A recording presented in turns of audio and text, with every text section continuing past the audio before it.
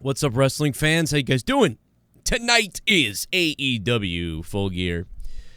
There's a lot of news. There's been a lot of news out today for like little things here or there, and I just recovering from monetize this after cleaning up and everything.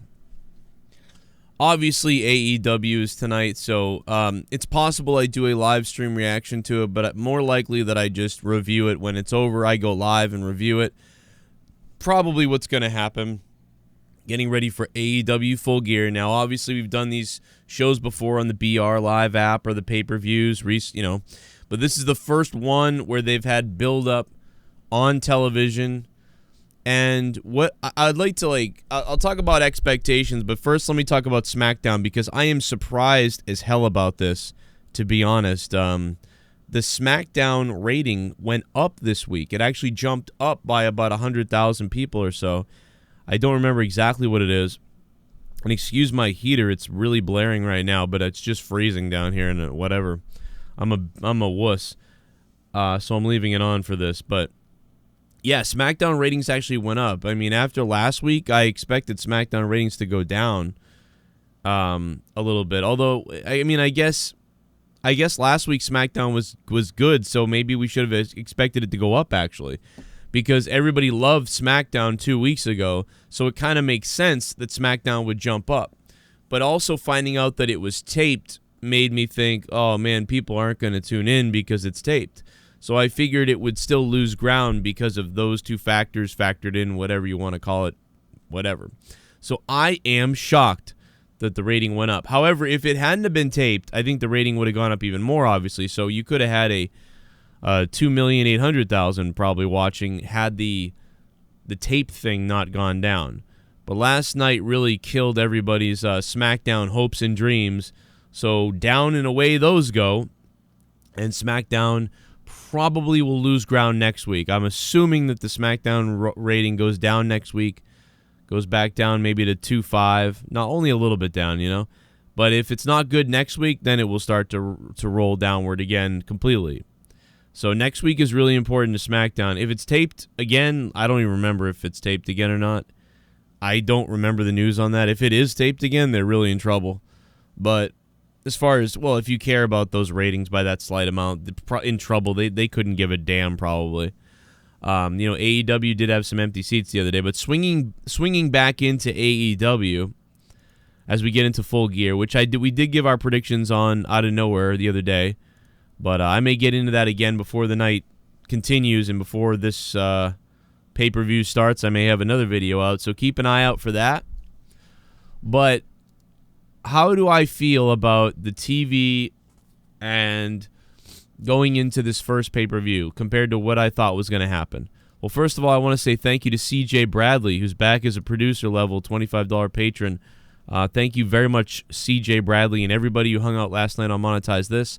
Clyde Cash, Red Raven, and Nicholas Fields. What up? All on Patreon. Thank you. I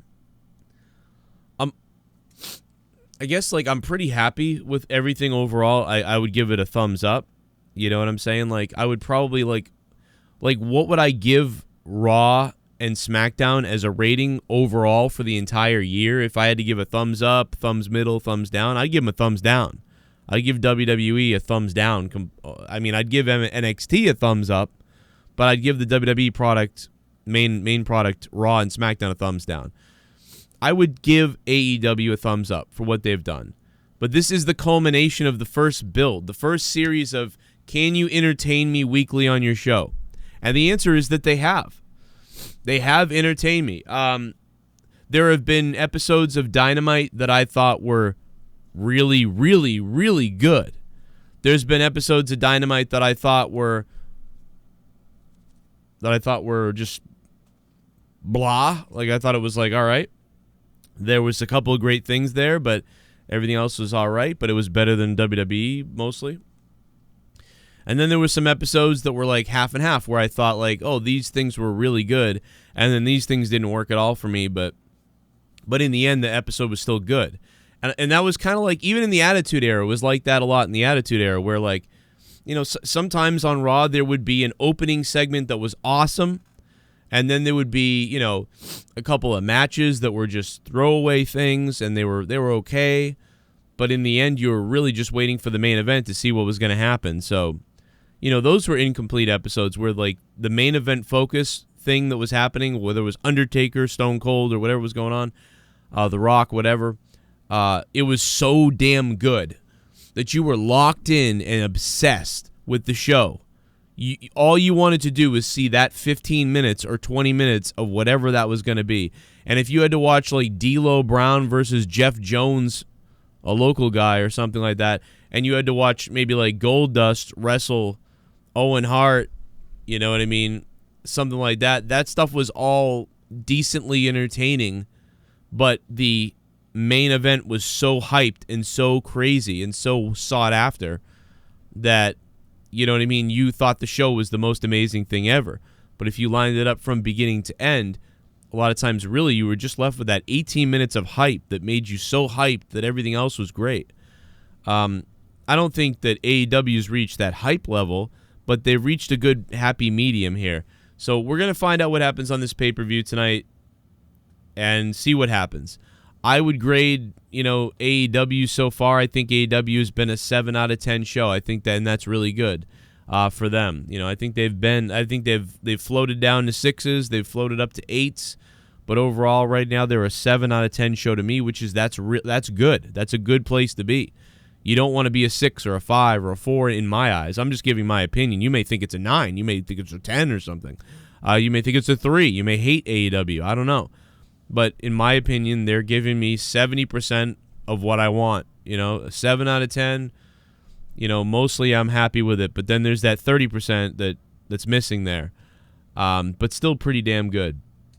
Who knows what I'm talking about right now anyway. I'm just making up damn numbers and systems in my own head. But tonight's pay-per-view, you would expect to match that same sort of score that they've been doing here weekly on Dynamite. You would expect tonight to be a 7 out of 10. But I am expecting, it's not that I'm expecting, but I hope that they do better than that. Because this is their first real pay-per-view after a television build. If this isn't good, then this is going to tell you, oh, watching these television shows every week, it just builds to that. Well, fuck that. You know, but AEW has put on good pay-per-views before with All In, All Out, All In, whatever it is, you know, Double or Nothing. You know, they've had great shows, but on a lot of them, unfortunately, 30% of the pay-per-views were, like, really good, and then the rest of the show was just throwaway. So tonight, I'm looking for a complete story or as close to that as possible. Tonight, I would really hope that at AEW Full Gear, that we get an 8 out of 10 show at least. If we can get an 8 out of 10 show tonight, I will be more than happy, and I'll be very, very happy during the review. That's going to be tough, but we'll see if they can do it. And, you know, if they hit a 7 out of 10, that will be expected. And if they go below that, I will be surprised, and we'll talk about that. But either way, I expect them to do good. It's going to be good, I believe, no matter what. And if, you know, I think this is very, very important tonight. Whether you're watching it on the BR Live app or you're buying it on pay-per-view, maybe you're finding it on some weird site. I don't know. I mean, I would say, you know, if you want to support the company, probably pay for it somewhere if you can. I understand if people have no money, though. They have no money. If you have no money whatsoever and your kid needs diapers, you know, you're not going to pay for it. But I'm also not somebody who thinks you should then not watch it. Like, why would you do that? So you'll find a stream somewhere. But if you have the money, you know what I mean? Your kid's not going to starve tomorrow because you bought the show. You know, why wouldn't you support a company that you want or you say you want the company to succeed. You say you want it to be better than WWE or you want real wrestling back. Then you will actually pay for it if you care. So I expect people to pay for it if they care. But I also expect that if somebody didn't have the money, that fuck it, they'll find a stream somewhere. You know, watch a pixelated thing. But, you know what I mean? Obviously, you're not going to spend that money on something when you don't have it. So that's always been my mindset, too, is like, I wish these companies would offer that. I wish the companies would offer, like, an option for, like, standard definition, not very good looking, you know what I mean? But, like, better looking than the free streams. You know what I mean? Like, free streams a lot of times look like shit. So I wish that they had these tiers, you know, like like fucking 4K, 1080p, fucking HD, like, and then they had HD, and then they had, you know, like SD, and then they had like proprietary or some like weird fucking level. So like you could watch it on their website. So ladies and gentlemen, if you're looking for a place to watch Full Gear tonight, you know, it's $50 on pay-per-view. It's $40 on the BR app. And if you want to watch it in standard definition, it's actually $20. And if you want to go to our website, AEW blah blah blah, we have it streaming there on a small digitalized like broadcast for, so you can see it if you know, whatever the hell. It's $6.99 or it's $7 or whatever. I just think something like that would be interesting to do that. This is some random thought that just came to mind. And the reason for that it is honestly to sort of combat people who steal it. But I think that a lot of people are in the mindset of if they're going to steal it, they'll steal it. Even if you give them a clearer picture for like $5 or $6, but it's not HD, and it's still not the best, but it's going to be clearer than the fake streams that are out there everywhere. Even if you do that, the mindset is that people just steal it anyway, it doesn't matter or whatever. But I really do believe, and maybe I'm wrong, and maybe somebody could experiment with this someday, I assume that there are people out there that would be like, yes, I have $5. I would totally give you $5 if I could get a web browser stream of it from you instead of finding it on like Pirate Pop Video 7, like, or whatever. I think there are people that would pay the $5. And I think that, you know, whether that's, I don't know how many people that is. Like, I don't know if that's 5,000 people. You know, 5,000 times 5 is $25,000. I mean, so it does not matter to them? I guess not. You know, I don't know. Even UFC, we've said this about every major company, you know, because it's about, you know, if somebody's just like a piece of garbage that's like, I just steal everything, I don't care. I get it. You know, then there's nothing you can do about that person. But at least the guy that's like, man, I really want to watch it, but I can't pay $50. And man, I can't even really do $20. You know what I mean? But if they were to say, hey, here's a little box like presentation of it, slightly okay definition, you know, and it was like available only on your phone or on their website or whatever, and it was like, you know, $5 or even $9 or something, like, I think that there's a lot of people that'd be like, I'll do that. That's cool. But anyway, that's just something I've always wondered about, why that doesn't get done. And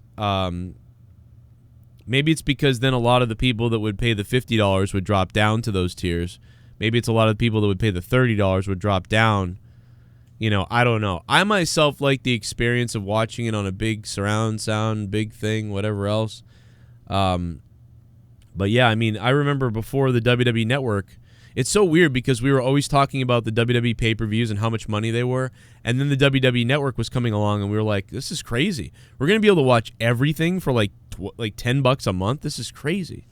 Like, and that was only like, what, 5 years ago now or 4 years ago? And remember we were talking about WWE Network for years. We were like, there's this thing, they're going to launch something called the WWE Network, and we were all laughing about it. And it was so, everybody's like, what a bunch of idiots. Like, and it's like, that's just the way of things now. It's crazy. It was like, what was it, 5 years ago now? 2014, 13, when we used to talk about those rumors, and then it happened. I don't even remember now. It's been a while. But, yeah, it's, yeah, I always wondered about that. But I remember buying the pay-per-views and things like that. And then I'd have to find streams all the time. You guys might remember, like, when I used to do my reviews, like, I'd have to find streams every time because you can't afford to keep doing it. And at the time, I was making no money on YouTube at all, no money at all.